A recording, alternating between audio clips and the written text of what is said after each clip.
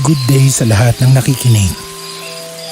Hindi ko na lang babanggitin pa ang pangalan ko at lugar kung saan nangyari lahat itong kwentong ibabahagi ko.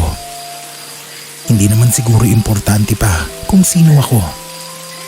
Basta nangyari po ito noong nasa elementary ako sa barangay namin. May 3 akong kaibigan na halos araw-araw kong kalaro. Lalo na kapag bakasyon. Talagang buong araw kaming nasa labas ng initan.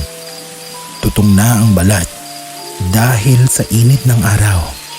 Ang saya lang kapag natatandaan ko yung mga araw na yon. Kaso nga lang, may nangyari nung bakasyon bago kami mag grade 5 na talagang pinagsisisihan ko hanggang ngayon.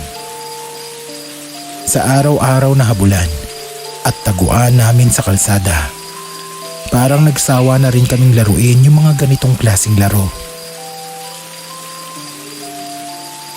Bigla akong naisip na alokin sila na maglakad-lakad doon sa masukal na gubat papuntang ilog. Siyempre, bawal sa aming mga bata na pumunta doon kasi nga hindi naman kami marurunong lumangoy. At marami na rin tao ang nalunod sa ilog kasi malakas yung ragasan ng tubig doon. Kahit pasaway kami, takot pa rin naman kaming mamatay at malunod. Kaya sabi ko, maglakad-lakad lang kami doon sa may gubat. Dagdag ko pa, pwede kaming manghuli ng mga ahas o kaya ibon.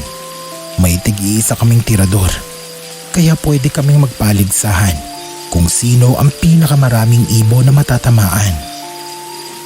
Pumayag naman sila. Nagpaunahan pa kami ng takbo papasok doon sa may gubat. Halos 1 oras din kaming naglibot-libot sa gubat na yon. Medyo kabisado na rin namin yung lugar, kaya imposibleng maligaw kami. Habang naglalakad kami papunta doon sa gilid ng ilog, may itinuro yung isa kong kaibigan sa ilalim ng puno. 3 metro ang layo sa amin. Parang itim siyang square na bahay. May mga butas siya. Tapos doon sa butas, may lumalabas na konting liwanag. Bago pa man ako makapagsalita na baka nuno sa punso yun, bigla akong nakita na may tumalsik mula sa tirador ng kaibigan ko. Tinira nila sabay-sabay yung bahay habang tumatawa. Dahil nga gawa lang sa itim na lupa yung bahay, nawasak agad yun. Nakita namin na may lumabas na maliit na nilalang doon. Para silang mga tao na walang saplot, pero may maliliit silang pakpak para makalipad.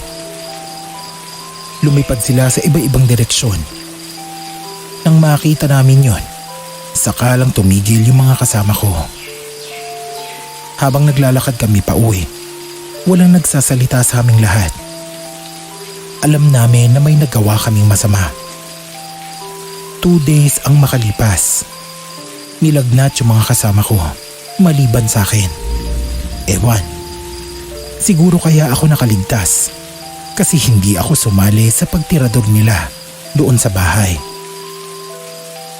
Noong una, lagnat lang na halos hindi mawala-wala yung nangyari sa kanila. Tapos biglang lumaki yung mga paa nila sa hindi normal na laki.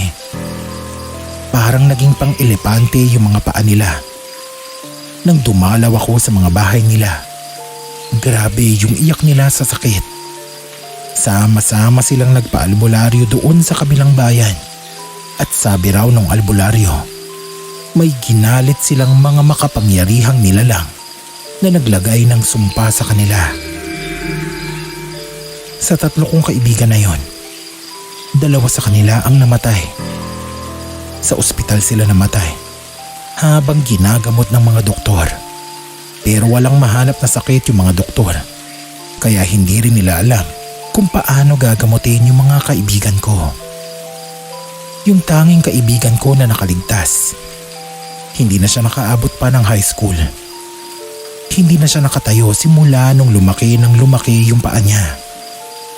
At hanggang ngayon, matapos ang lampas 1 dekada, Naka-wheelchair pa rin siya. Paminsan-minsan ko pa rin siyang dinadalaw sa kanila. Dahil nga hindi nakakalakad, natuto siyang manahin ng damit at sa ngayon, empleyado siya ng isang patahian. Kapag nakakausap ko siya, lagi niyang sinasabi sa akin na sobrang pagsisisi niya raw dahil ginawa nila yon doon sa itim na bahay. Kung hindi lang sana nila sinira yon, baka buhay pa rin daw yung iba naming kaibigan at siya naman, baka mas normal siguro ang naging buhay niya. Pasensya na kung masyado atang malungkot itong kwento ko ngayong araw.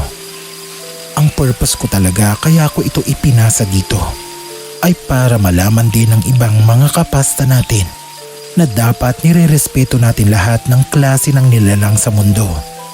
Mapatao man sila o kaya diwata, duwende o kahit maligno. Basta hindi ka nila sinasaktan. Yun lamang po.